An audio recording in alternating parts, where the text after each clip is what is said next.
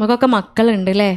നമുക്കൊക്കെ കുട്ടികളുണ്ട്. നമ്മളെ കുഞ്ഞുങ്ങളോട് അവരുടെ ഉള്ളകം എന്താണ്, അവരുടെ മനസ്സെന്താണ്, അതറിയുന്നവരായി തീരുമ്പോൾ നമുക്ക് മനസ്സിലാവും എൻ്റെ കുട്ടി കല്യാണം കഴിക്കാൻ ആഗ്രഹിക്കുന്ന കുട്ടിയാണോ.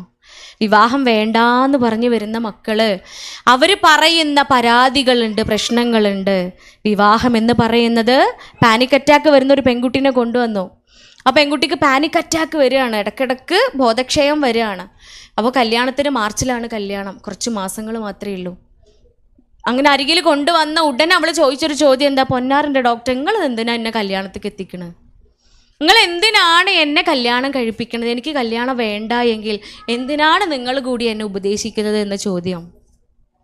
വിവാഹം എന്ന് പറയുന്നത് ഒരു മനുഷ്യ ശരീരത്തിന്, ഒരു മനുഷ്യ മനസ്സിന് അഭിവാജ്യമായൊരു ഘടകമാണ്.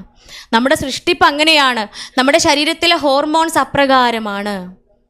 സ്ത്രീകളിൽ ഈസ്ട്രജനും ആണുങ്ങളിൽ ടെസ്റ്റോസ്റ്റിറോണും ഉണ്ടാവുന്നുവെങ്കിൽ അവരുടെ ഇൻറ്റേർണൽ ആൻഡ് എക്സ്റ്റേണൽ ഓർഗൻസ് അത് റെഗുലറായിട്ട് വളരെ നാച്ചുറലായിട്ട് ഗ്രോ ചെയ്യുന്നതാണ് എങ്കിൽ വിവാഹ ജീവിതം നിർബന്ധമാണ്.